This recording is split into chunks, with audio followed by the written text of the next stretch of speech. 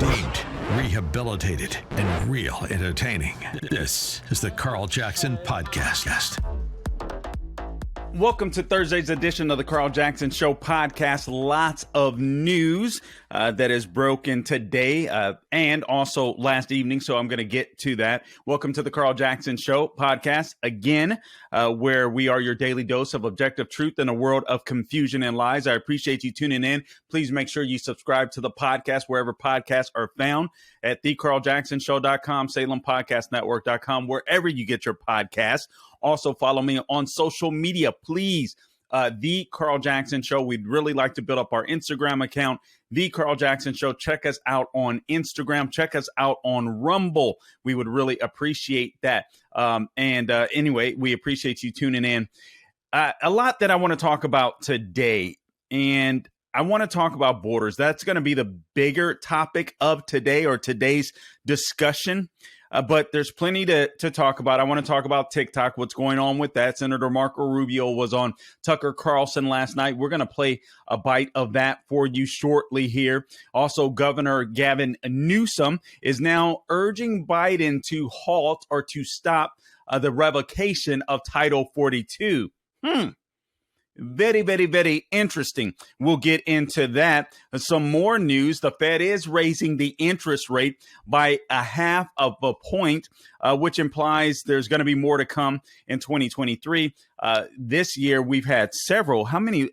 There's been 4 consecutive increases of 0.75 point increases.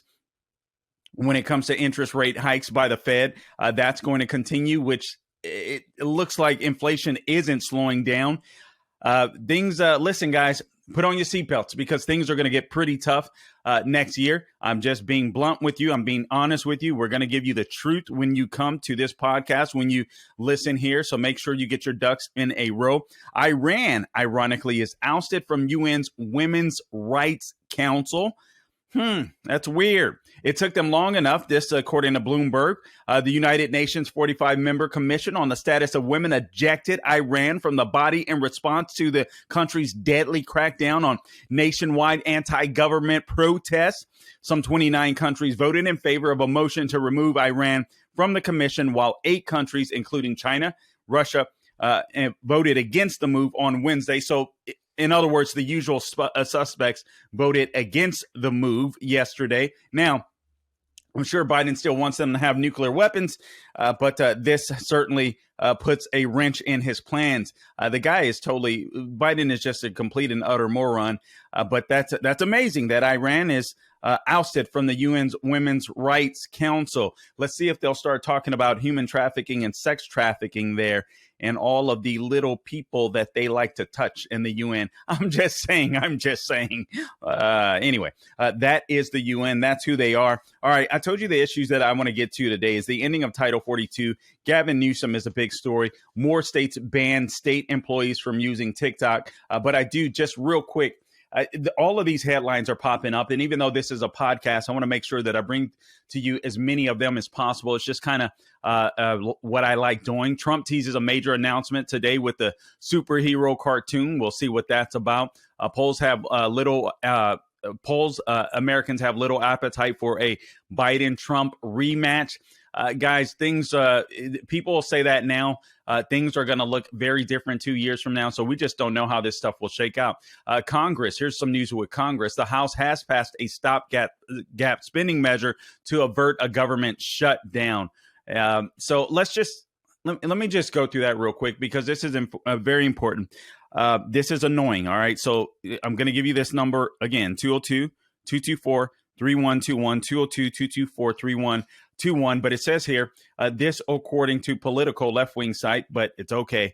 Sometimes when they're just reporting the news, which is rare, it's okay. All right. So the House passed a stopgap spending bill Wednesday night that gives negotiators an extra week to finish a $1.7 trillion year-end spending package, setting up an all-out legislative sprint before lawmakers have leave for the holidays. That's all we needed to know. This is a temporary stopgap measure, right, to avoid a government shutdown. Call your senators, 202-224-3121, and tell them, listen, please Republicans are getting ready to take over the House. They're going to have the power of the purse beginning on January 3rd. Do not pass a huge spending bill or an omnibus bill, as they're being called, before Republicans take the House. That way, Republicans that have just won the House of Representatives can have a say of what's, the spending for the next year. If they pass this bill, if they pass an omnibus bill in the lame duck session, so-called, Republicans won't even get a say. That's what we all went to the polls to fight for. And why Mitch McConnell is doing this, I think Mitch McConnell is doing this because to some extent, he's weak.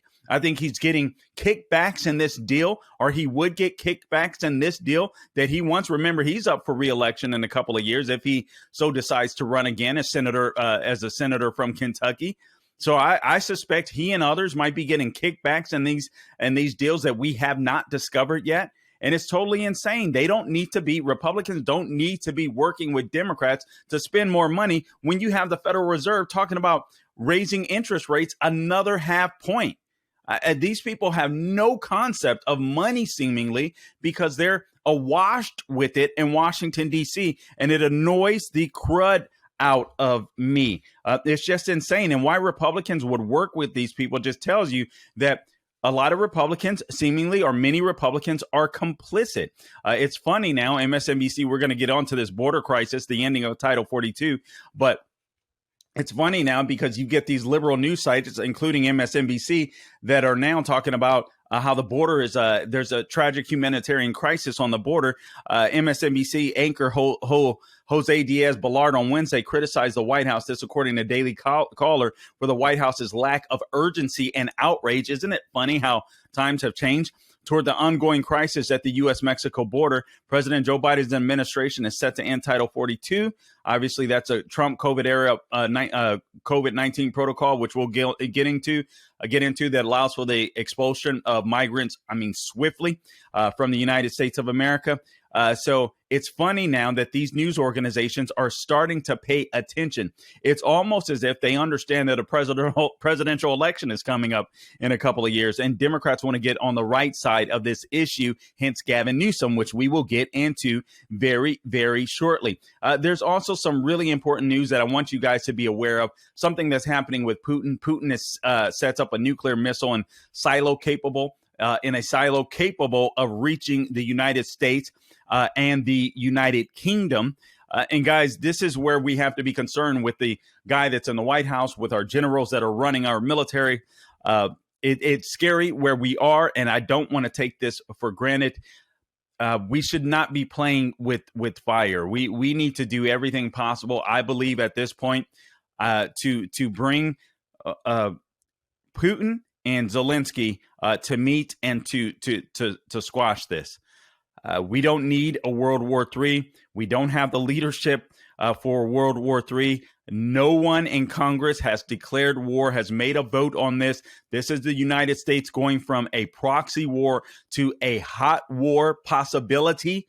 This is insane. This is scary. This is not how our Constitution is set up. And I, for one, believed in protecting Ukraine despite the corruption that I saw that we all know exists in Ukraine. However, the way that money has been distributed, where there's not accountability, where there's not tracking, where it looks like it's an FTX operation, kind of a money laundering plus equipment operation, I want no part of that. What we should have done at the very beginning, and I've said this plenty of times, kept our mouths shut. Right? We shouldn't have boasted about anything. Biden trying to play the tough guy. He's inciting Putin to war. What we should have done is just armed Ukraine with the weaponry they needed to the best of our ability without it being discovered, and then just bounce and let Ukraine fight their war. That's it. All right. So now I want to move on from that, but actually let me just share this, because this is a summary from the Washington Post. Let me take a swig.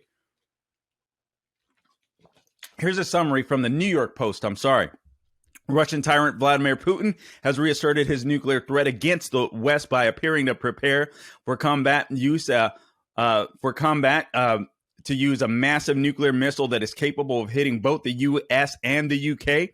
Footage released Wednesday shows the installation of a massive Russian Yars rocket into a silo at the Kozhelsk military compound in the Kaluga region, southwest of Moscow. The Intercontinental Ballistic Missile, or ICBM, has a range of 7,500 miles and was installed in a silo launch pad using a special transport and loading unit. The Yars missile complex has a capacity, according to the New York Post, 12 times greater than the American bomb that destroyed Hiroshima. Russian newspaper anyway, the Russian newspaper Pravda reported, K-Pravda, I don't know how to pronounce that word, don't want to butcher it, reported this. Daily Mail has reported Russia, whose nuclear saber rattling has been a constant tactic since the invasion began as a means to intimidate the West, is building up to more nuclear showboating as it marks the annual Strategic Missile Forces Day on December 17th. I'm more concerned. Listen, I understand that Russia, a lot of propaganda going on. Same is true with Ukraine.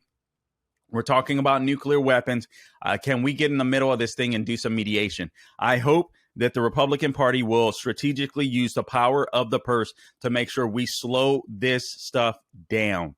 We are just in no position, particularly with this guy in the White House that has no clue what he's doing, except to destroy the country and listen to the left-wing radicals. We're in no position to go into a World War III. Guys, I do want to, all of this speaks to borders. All of this stuff, I'm going to tie it together. All of this speaks to borders, whether we're talking about Iran, what's happening in Iran, whether we're talking about the ending of Title 42, which is more obvious. Newsom obviously complaining about what's happening at the border.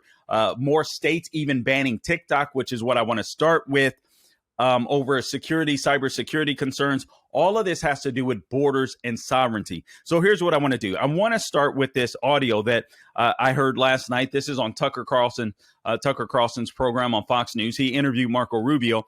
Marco Rubio has been adamant he wants an outright ban of TikTok within the United States of America. And for those of you that are skeptical, saying, wait a minute, we're Republicans, we're conservatives. We want smaller government, right? We don't want government to come in and dictate what media apps we should have, and so on, etc.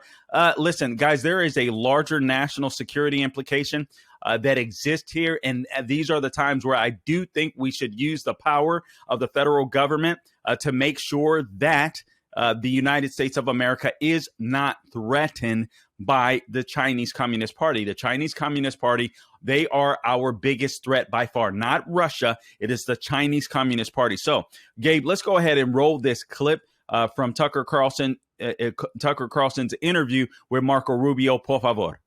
So TikTok turns out to be by far, didn't know this actually, the most popular social media app in the United States. But the problem is it's owned by a Chinese company controlled by the Chinese government. And it is for that reason a major security risk. Not only does it disseminate propaganda, it hurts the country, it also apparently is used for spying. So the governments of a couple of states have already moved to block TikTok on government devices. Now, a U.S. Senator from Florida, Senator Marco Rubio, has introduced legislation to ban TikTok. Senator Rubio joins us tonight. Senator, thanks so much for coming on. So Republicans, conservatives are generally against banning private companies. Tell us why we should ban TikTok, if you would. Well, what we ban is their ability to make money in the country. And the reason is because it's basically a wholly owned subsidiary of the Communist Party of China. You know, one thing, it's not about the content, ultimately. I mean, we have free speech in this country. It's about how the data that's on it is being used. So that's number one. Some people would say to me, well, what do we care if the Chinese government has access to the data on the phone of a 16-year-old teenager somewhere in America? It's not about the 16-year-old teenager. It's about millions of 16-year-olds, 17-year-olds, 30-year-olds, people that are on there dumping all kinds of data that the government of China gets access to on location, your pictures, your text, your consumer behavior, what the algorithm is learning from you. And then the other thing is, and this is what's really stunning to me, the Chinese tried to interfere in our midterm elections. They were putting out videos discouraging people, and they were using the algorithms to do this, discouraging people from voting on a bipartisan basis or nonpartisan basis. And that's why I tell people, if TikTok was a Russian company, there would be an FBI raid of their headquarters.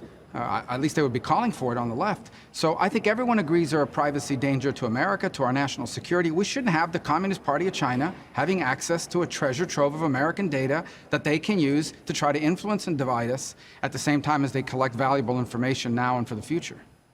Well, yeah, we banned RT. I'm hoping that you're going to get at least one Democrat on your side on this, are you? I think we will. Look, I think we have a lot of Democrat support for the concern about it. Mark Warner is the chairman of the Intelligence Committee. Him and I sent a letter together asking the Justice Department and the intelligence agencies to speed up this review. But I don't think anything's going to come of it. I really don't. I don't think at the end of the day that anything's going to come of this security review or that anything they do will take care of this problem. I think we have to begin with a very basic principle. Companies under the control of the Chinese Communist Party should not have access, unfettered access, to the private data of millions and millions of Americans that they can then use against us for espionage, for foreign policy, for division. Thank you for saying that. And it's so crisply and nicely put. I hope you'll keep saying it. Senator Marco Rubio, Florida. Good to see you. Thanks, Tucker. Thanks. All right, so that's the video. Listen, guys, audio. I was gonna say audio matters. Audio does matter. Appreciate that audio and video from Gabe. Please subscribe to the podcast wherever podcasts are found. The Carl Jackson Show. Check us out on YouTube and Rumble. That way you can check out the video. Oh, and guys, before I go on, let me just remind you, Christmas is coming up fast. I believe it's we're only looking at 10 days away now. MyPillow.com has a very special offer for my listeners, so make sure you take advantage before Christmas comes. That's right, My Slippers are back in stock just in time for the holidays. Last Christmas, you made My Slippers the #1 selling My Pillow product, and now they have added smaller sizes, larger sizes, wide sizes, new colors. What makes My Slippers so different is their exclusive 4-layer design that you're not going to find in any other slippers. My Slippers' patented layers make them ultra comfortable, extremely durable, and they help relieve the stress on your feet from all the running around that you're still probably doing this Christmas season. Wear them anytime, anywhere. Save $90 with the promo code Carl. That's only $49.98. You'll absolutely love My Slippers. And now they're also extending their 60-day money-back guarantee until March 1st of next year, making them the best Christmas gift ever. Go to MyPillow.com. Use the promo code Carl. Click on the radio listener square at the top of the page. It's real easy to do. Or give them a call, 1-800-858-0263. 1-800-858-0263. Make sure you get a hold of them while supplies still last. Also, Patriot Gold Group is a sponsor of ours now. I so appreciate them. Major banks are forecasting a 25% stock market plunge. The only break in inflation is through a recession. Rich Dad, Poor Dad author Robert Kiyosaki said the economy is the biggest bubble in history. Kiyosaki bought more gold, predicting $3,000 an ounce a year. And billionaire economists agree that we're heading toward a recession. Investors need to buy gold. Call the Patriot Gold Group today. Mention the Carl Jackson Show and get best-in-class service from Patriots protecting Patriots. All you have to do is call 888-534-3665 for a free investor guide today. That's 888-534-3665. Okay, borders. Let's go ahead and just what Marco Rubio said was so important. Borders matter. Borders matter. I'm going to give you all of the reasons why borders matter. And I think that I will do a podcast that just strictly deals with this issue. There's even some libertarians that talk about borders. Listen, closed borders, we shouldn't have walls because you trap people in, so on, etc. I would tell you that boundaries oftentimes give you more freedom than you can imagine. They simply do. We'll get into more reasons why, or I think this will become clear as we go throughout the show. But speaking of Marco Rubio and what he talked about with TikTok, yes, it's time. Listen, I know it's exciting. I got to be honest with you. There's times where I've thought about getting on TikTok. Obviously, we want to be able to grow the podcast. We want the biggest reach, and we want to be able to influence people, as many people as possible. We want people to fall in love with the Constitution all over again, with the Bill of Rights all over again. That's really what we would like to do here. We would like to strengthen the middle class as well. But the border issue is important. TikTok is very dangerous to the United States of America, and I don't want to see anything spreading in the United States. That's a danger to the United States. That's a danger to our principles. That's a danger to our people. So Marco Rubio, he talked about TikTok in this fashion. All right, TikTok he basically summarized towards the end, just like you guys heard, that TikTok is a danger. TikTok is a danger because they use the Chinese Communist Party uses TikTok to spy on us. It's a foreign policy threat because they're getting all types of data collection. And as he mentioned, it's not just one 16-year-old girl. You'll hear people argue, what's the big deal? So what if China has my information? Everybody has my information.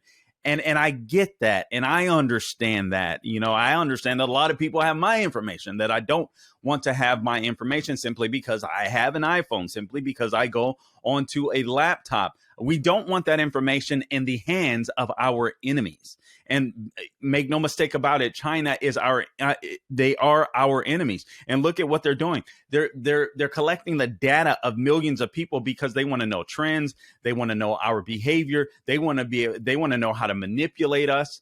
Right? They want to know how they can best interfere in the election process inside of the United States. They put out videos that undermined our election. We know Russia did it at a much smaller scale. TikTok is the #1 app in the entire world. And consider what they're doing. They are dumbing down the population, not just in the United States, but around the globe.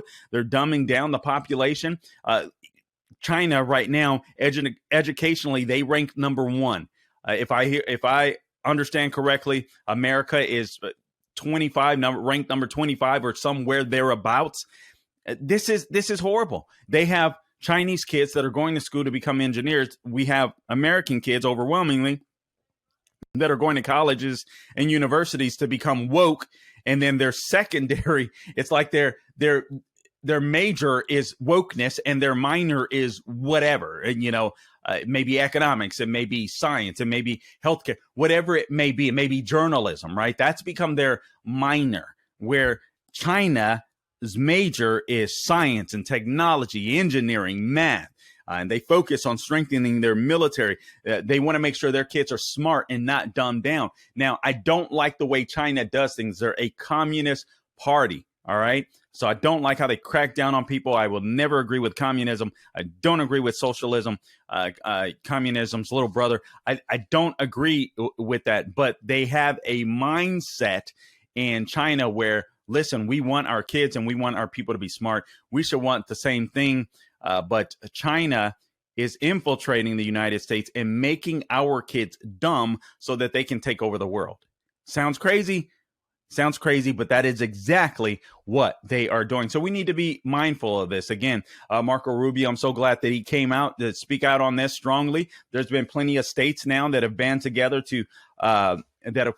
to ban TikTok or state employees from using TikTok. You guys know Kristi Noem did so. That seemed to set off a trend where several others followed. Pete Ricketts, actually of Nebraska governor, whom I forgot about, to be honest with you. But he was the first to ban the app on state devices. This was way back in August of 2020. So kudos to him. And then South Dakota Governor Kristi Noem did that November. But you also had other governors, including the governors from South Carolina, from Maryland, from Texas, Utah, and Oklahoma. All of these places. Ron DeSantis, you need to get hip to this. All right. So all of these places have reached out, or all of these places have banned TikTok. The more recent ones are Iowa Governor Kim Reynolds, North Dakota Governor Doug Burgum, and Alabama Governor Kay Ivey have all banned it. But the one that has gone the furthest thus far is this North Dakota Governor Burgum. His executive order went a step further than the others, than Reynolds and Ivey's in Alabama. So in addition to blocking the application from state devices, this according to the Daily Wire, North Dakota state employees are prohibited from even visiting the TikTok website on state devices. So Burgum also announced that his state agencies would be implementing controls to prevent the state employees from using the platform. The order also voiced similar concerns about reports from the FBI about the company's ties to the CCP. So good for Burgum. Good for Burgum. I'm glad he's doing that. So that's the TikTok issue. Listen, guys, we've got to ban TikTok. We have a whole world that hates us. I know the left is doing a great job of dividing us within the United States of America, but we have a whole world that hates us. Okay, now I want to get on to Title 42. Title 42 is very, very, very, very important. Title 42 is going to come to an end in just a week from now. Now, Governor Gavin Newsom of California at one point in time said when he was first elected governor of California, I believe it was his inauguration speech or what have you in 2019. He was like, hey, borders are open, people, and I'm paraphrasing, but it was almost an invitation for illegal immigrants to come into California. I mean, what he said, and I wish I would have gone and found the video or asked Gabe to find the video, but I just forgot about it up until now. But it was basically an invitation for illegal immigrants to come into the country. And they did so overwhelmingly. Well, now Gavin Newsom is changing his tune. Recently, Gavin Newsom said maybe a month or more ago, he said he wasn't going to run for the presidency. This makes me think he's changed his mind, or he was lying. All right. He always intended to run for the presidency because as you look around, there's no one else except he and Biden. Well, Carl, Gavin Newsom can't win. The hell he can't. We look at what Pennsylvania did. They just elected John Fetterman. I know that California is a complete and utter disaster. Despite that, they elected the guy. They elected the guy again. He won a special election. They elected him again. California is a disaster. It doesn't matter. It does not seem to matter. There aren't enough common sense Americans in California. So he won California. Blue states that are blue are going to become even more deeply blue or a deeper blue, and they'll elect this guy. Places like Pennsylvania, places like Michigan, which is sadly going more blue unless you Michiganders get out and do something about it. And you're going to have to play the Democrats game and beat them at their own game when it comes to messaging, ballot harvesting, whatever it takes, whatever is legal in your state in order to win the state back from the Democratic left. You're going to have to play their game and beat them at their own game. But we have Wisconsin. We have a serious electoral college map problem. Gavin Newsom understands that. The Democrat Party, they understand that. And so, yes, Gavin Newsom, despite being a horrible governor, can win. Now, Joe Biden, by making South Carolina the first primary state, by moving the first primary state away from or primary contest away from Iowa and into South Carolina, he believes gives him a better chance to remain the president and not be contested. So we'll have to wait and see what happens, but that's exactly what's happening. So you have Biden and Newsom, just like we on the right are talking about Trump and DeSantis. It's Biden and Newsom on the left, and that's the way things seem to be shaping up. So now here's Gavin Newsom on the border. All of a sudden, Gavin Newsom cares about border security. And then I want to talk to you about Title 42. And if you think the border crisis is bad now, you ain't seen nothing yet. Here's Gavin Newsom all of a sudden trying to sound presidential when it comes to the border. So here at the border wall, I was just in Mexicali, Mexico, just a moment ago, meeting with many migrants that are awaiting asylum processing right here at the border. The governor was kind enough to come up from Baja Norte to spend time with us. We met with a Haitian family, we met with Guatemalan family, we met with folks seeking asylum from other parts of Mexico. We're here in a Title 42 world, but in a matter of weeks, Title 42 is going to be lifted, and trying to understand more substantively what that world would look like and how we can be prepared here on this side of the border. You know what? I'm laughing because Democrats don't have to do jack squat. They just have to sound good. They have to look good. Gavin Newsom to me, isn't this true, Gabe?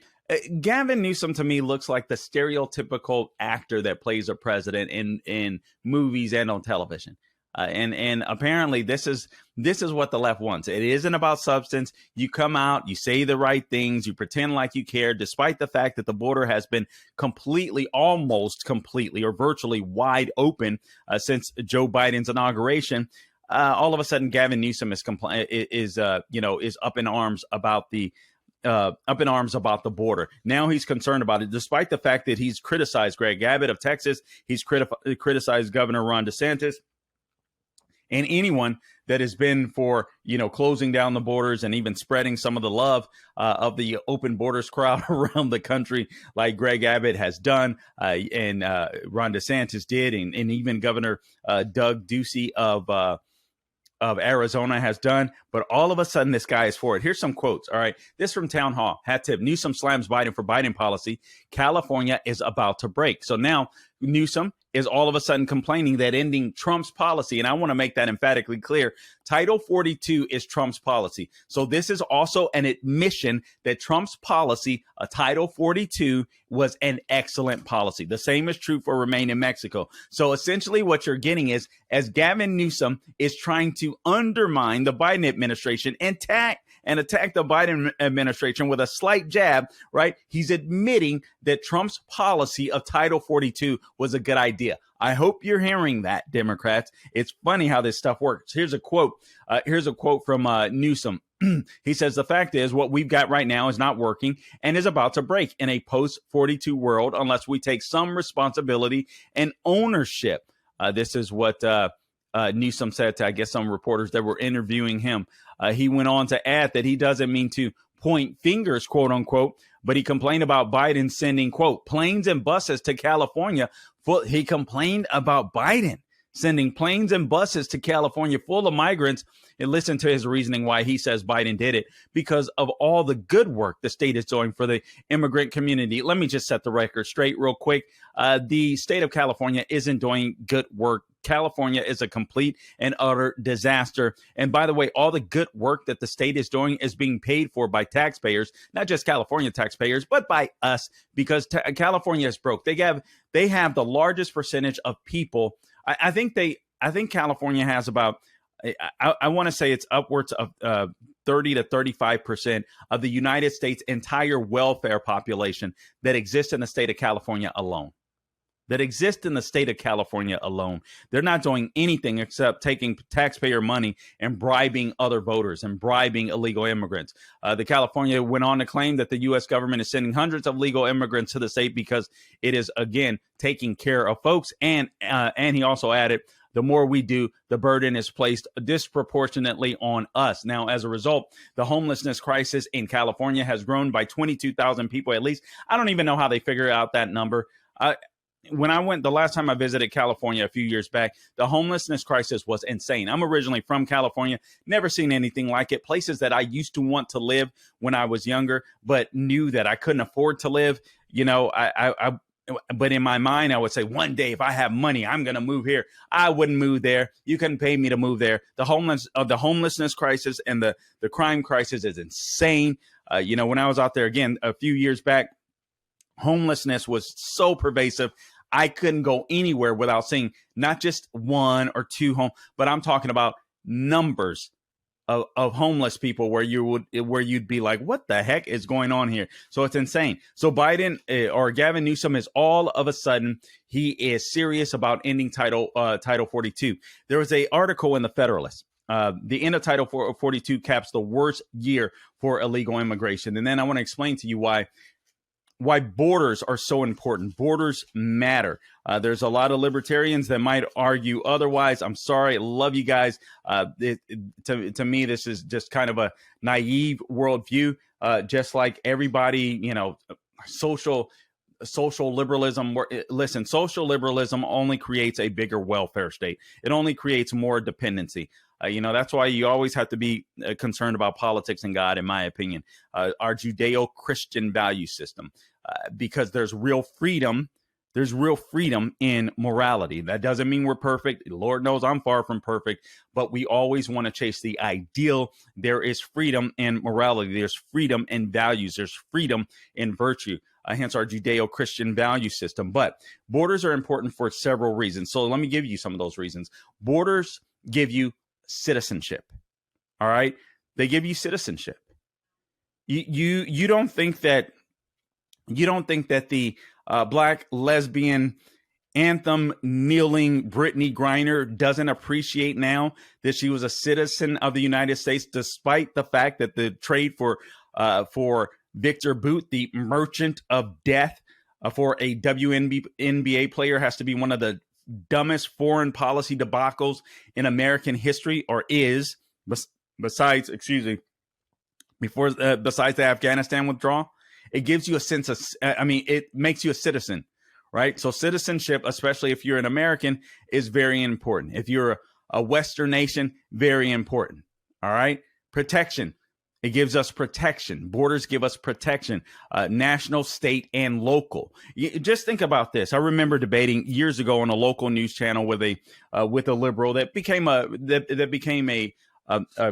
pretty cool guy that became a friend.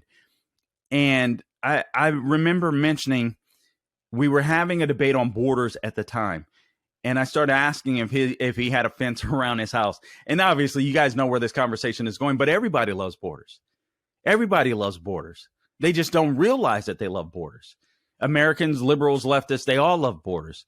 People love privacy, except when they don't believe people are watching on their phones. But people love borders. Just think about your house. You love the fact, or your apartment, condo, townhome, wherever it may be, you love the fact that you have four walls that gives you a sense of protection. Perhaps you have a yard like I do with a fence, where it gives you a sense, hey, this is my property. If someone comes onto my property or breaks in my home, I have a right to defend myself. So on.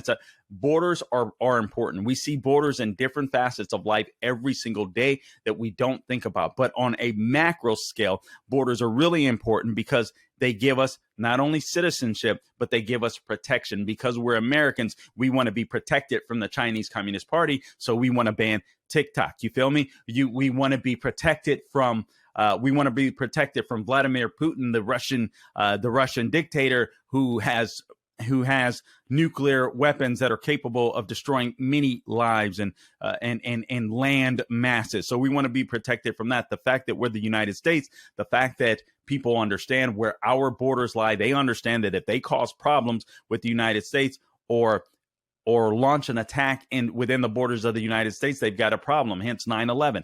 People understand that. State and local. If you belong to a certain city or a certain county, some sheriffs are better than others. Some police departments are better than others.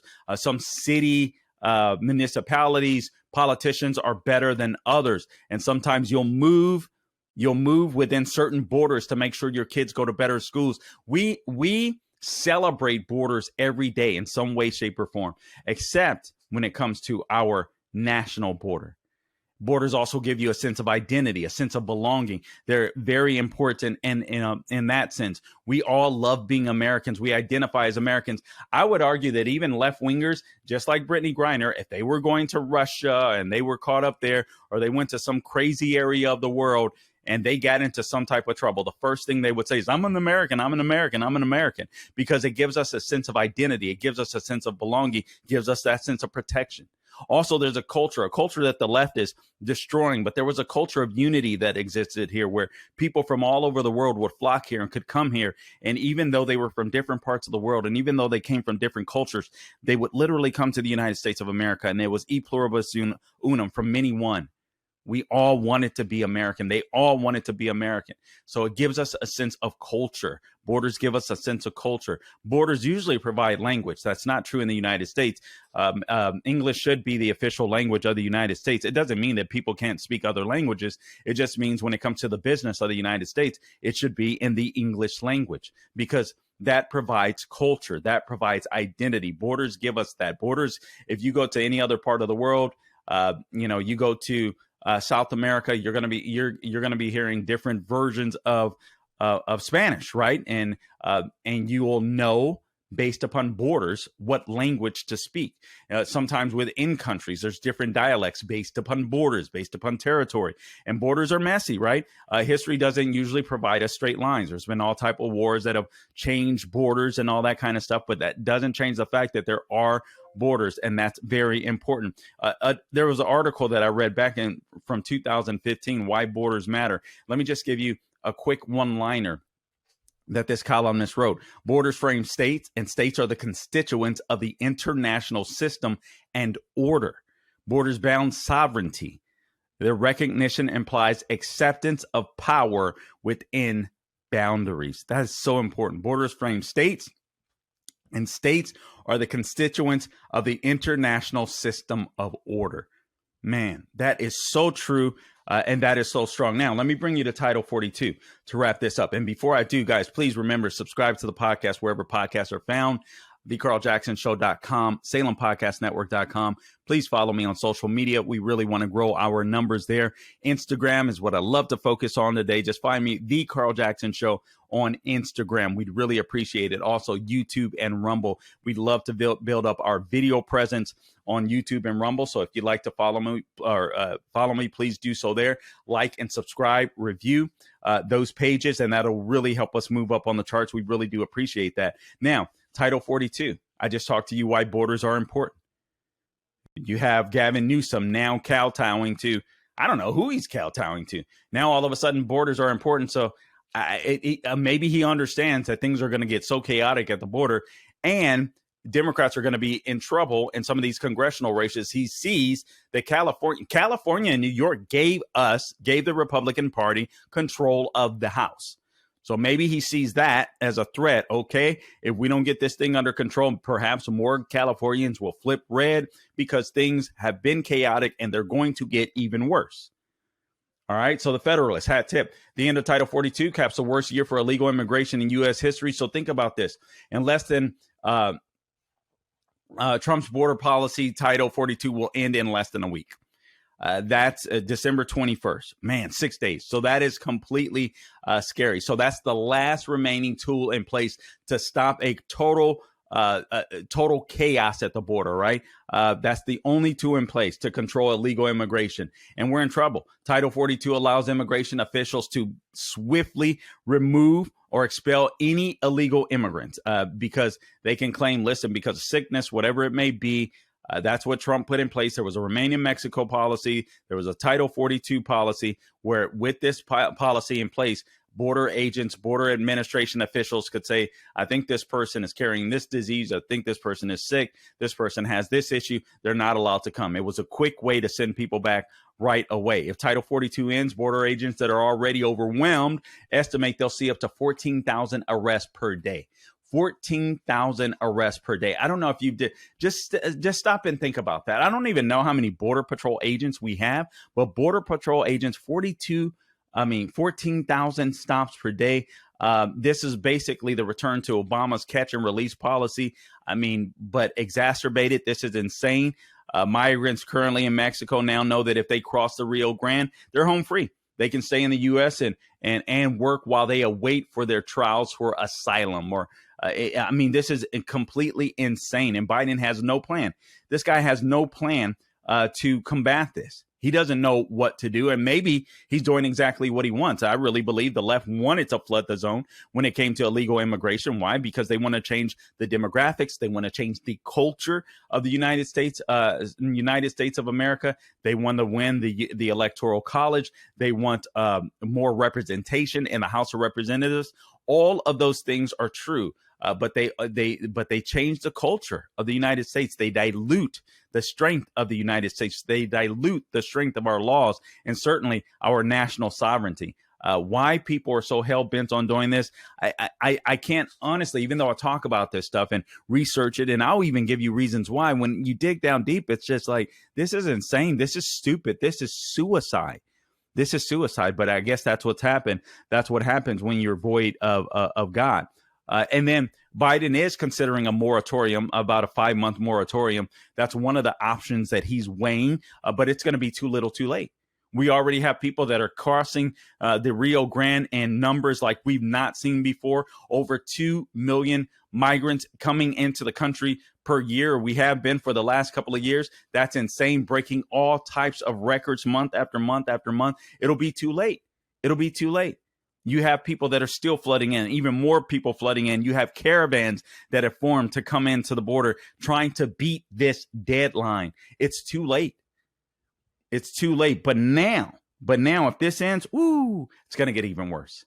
It's going to get even worse. I think beyond our comprehension to some extent. I think right now, when I go down the street, I will see on different corners what are obvious illegal immigrants sitting and asking for money, selling flowers. I don't know where they're getting the flowers from, but it's obvious. Sometimes it's a single lady. Sometimes it's a lady with children. Sometimes it's an entire family. And I'm thinking of 1, 2, at least 3 different places where I see them every day now that I didn't see them just months ago.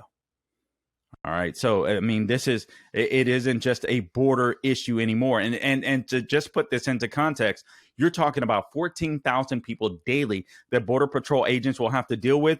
Jay Johnson, he was the former, what was he? He was Obama's Department of Homeland Security Secretary.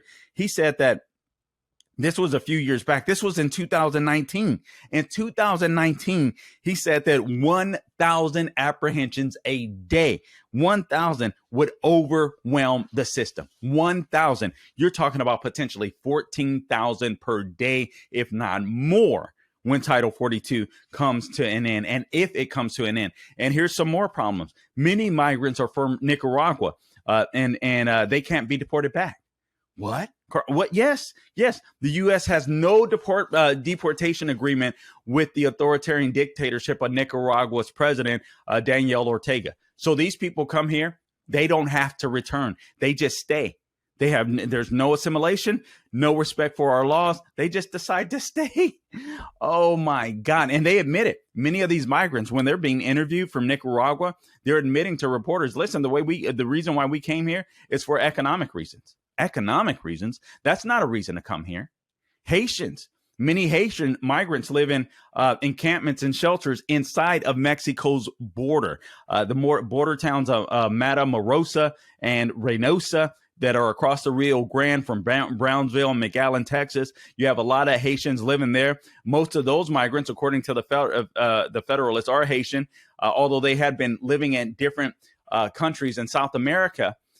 They've for years with legal status, they decided to come to the United States because they said, and many of them have said, and I quote, the American dream, a dream for all is a dream for all Haitian people.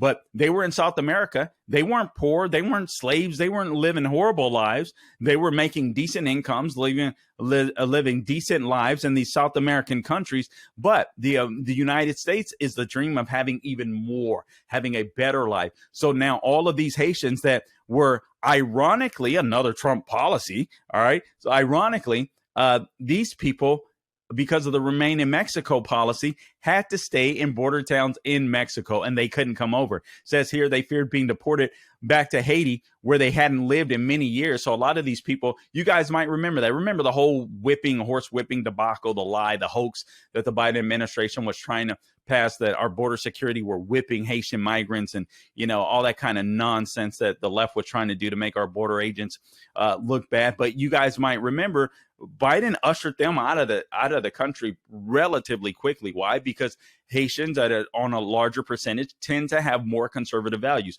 So he wanted them gone, just like he wanted Cubans gone. Well, now they're in Mexico in many of these encampments, and they came from places in South America, again, where they live decent lives, but they just want a better life. But now it's going to be, the doors are wide open. Again, they feared being deported back to Haiti because they didn't want to go there. They hadn't lived there for years. They had already tried to cross and been expelled back to Mexico under Title 42, and they couldn't afford to pay the cartels for multiple trips across the Rio Grande. So they're just sitting and waiting for Title 42 to end, and then voila, they're here. And then prepare for this. Are you prepared for California-style tent cities across our border? I don't know if you've been to California, different parts of California where you will go to where literally there's tent cities. It's insane. They cleaned up a major one. When I had gone back, they had recently cleaned up a major one. But you could see it trickling in other places from what I understand from family members that are still there. I mean, it's just gotten insane again. Homelessness is insane again. California is a very expensive place to live, and they incentivize people to stay on the welfare system. You could have and I'm not exaggerating. There's a gentleman I know of out there that has mild asthma. I have mild asthma. He gets full blown welfare benefits. I mean, from a paycheck to medical care to food stamps, the guy doesn't have to work, and he's probably 5 to 10 years younger than me. Doesn't have to do anything. completely able-bodied, in good shape, good-looking young guy, actually, intelligent. I mean, speaking to him, I spoke to this person before, and I'm sitting there thinking in my head, what are you doing? You have potential. You can go out and do so many things, yet California's government and the welfare system has told him this is all he needs. This is all he needs. This is all he needs to be. I understand people can be content in that state, but be content with your own money. But borders are important. Without borders, there's chaos. There's absolute chaos. Without borders, we don't have a culture. Without borders, we don't have citizenship. Without borders, our sense of identity, national identity, and national belonging is lost. These are things that are very important. Very important. So, guys, I appreciate you tuning in to this edition of the Carl Jackson Show podcast. Please subscribe wherever podcasts are found. Find me on social media, The Carl Jackson Show. Please support my sponsors, MyPillow.com. Take advantage of that deal with My Slippers. All you have to do is give them a call, 1-800-858-0263. Or go to MyPillow.com, click on that radio listener square. And don't forget our friends at Patriot Gold Group. If you want to make sure that some of your retirement is secure, you can, I'm not telling you to go crazy or go nuts investing in gold. You want to be smart about it. You want to talk to your financial advisor about it. You want to give these guys a call. You can get a free investor guide today. Call 888-534-3665, 888-534-3665. Make sure you mention the Carl Jackson Show. And until next time, don't grow weary doing good. God bless you.